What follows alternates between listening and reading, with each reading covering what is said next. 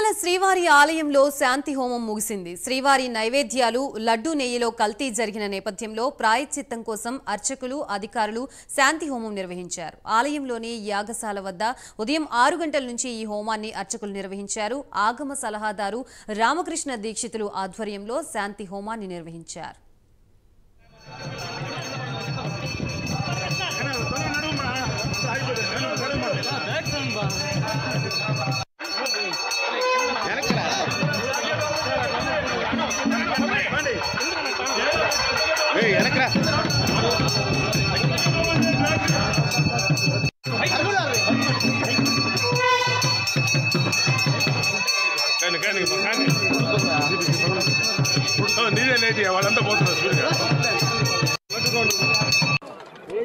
ఓం నమో వెంకటేశాయ.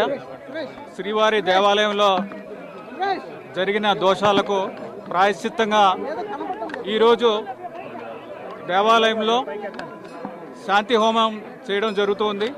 దేవాలయంలో వివిధ ప్రాంతాల్లో ప్రోక్షణ కార్యక్రమం ఇప్పుడు చేస్తున్నాము. ఓం నమో వెంకటేశాయ. శ్రీవారి దేవాలయంలో జరిగిన దోష ఉదయం 6 గంటల నుంచి 10 గంటల వరకు శాంతి హోమాన్ని నిర్వహించామని అర్చకులు తెలిపారు. విమాన ప్రాకారం దగ్గర 3 హోమగుండాలతో మహాక్రతువు నిర్వహించారు. 8 మంది అర్చకులు 3 ఆగమ సలహాదారులతో యాగాన్ని చేశారు. శాంతి హోమంలో భాగంగా వాస్తు హోమం, పంచగవ్య ప్రోక్షణ, గోపాల పెరుగు పంచితంతో ఆరాధన చేశారు. ఆలయ అర్చకులు తెలిపారు. ఈ యాగంలో 8 మంది అర్చకులు 3 ఆగమ సలహాదారులు పాల్గొన్నారన్నారు.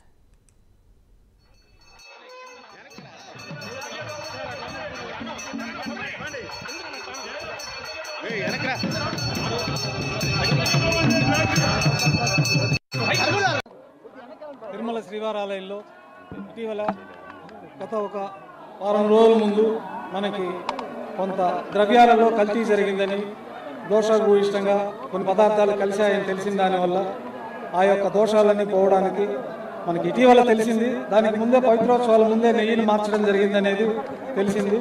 కాబట్టి ఇటీవల జరిగిన ఆ దోషాలన్నీ పోవడానికి ఇప్పుడు శాంతి హోమాన్ని ఎక్కడన్నా శేషం ఉంటే ఆ శేష దోషాలన్నీ పరిహారార్థంగా శాంతి హోమాన్ని, పంచగవ్య ప్రోక్షణ ఇప్పుడు పూర్ణావతితోటి స్వామివారికి మహానైవేద్యం పూర్తయింది.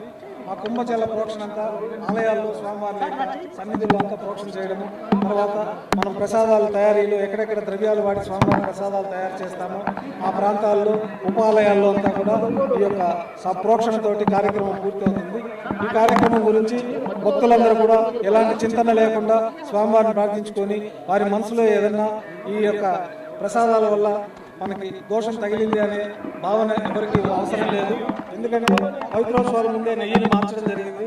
ఆ మార్చిన నెయ్యితోటే తర్వాత అంతా మనకి ప్రసాదాలు తయారైంది. పవిత్రోత్సవాల ముందు జరిగిన ఆ దోషం అంతా కూడా పవిత్రోత్సవాలతో పోతుంది. అయితే ఇటీవల మనము ఈ యొక్క విషయాన్ని శ్రవణం ద్వారా తెలుసుకోవడం, తర్వాత అధికారులు దాన్ని ధృవీకరించడం ద్వారా మనం ఈ యొక్క పూర్ణాహుతితో ఈ హోమం ముగిసిందని ఆలయ అర్చకులు తెలిపారు. విశేష మంత్రాలతో శాంతి హోమం నిర్వహించామన్నారు. పవిత్రోత్సవాల ముందే నెయ్యిని మార్చారని స్పష్టం చేశారు. హోమం పూర్తయిన తర్వాత లడ్డూ పోటుతో పాటు ఆలయంలో పంచగవ్యాలతో సంప్రోక్షణ కార్యక్రమాన్ని నిర్వహించారు. బూందీ లడ్డు, అన్నప్రసాదాల పోటుల్లో సంప్రోక్షణ చేశారు. ఇక సాయంత్రం ప్రతి ఒక్కరూ ఇల్లంతా పసుపు నీళ్లు చల్లి దీపారాధన చేయాలన్నారు. అనంతరం కొబ్బరికాయ కొట్టి వెంకటేశ్వర స్వామి మంత్రాన్ని జపించాలని అర్చకులు సూచించారు. ప్రాయశ్చిత్తం అనేటువంటిది ఒకటి ఉంటుంది.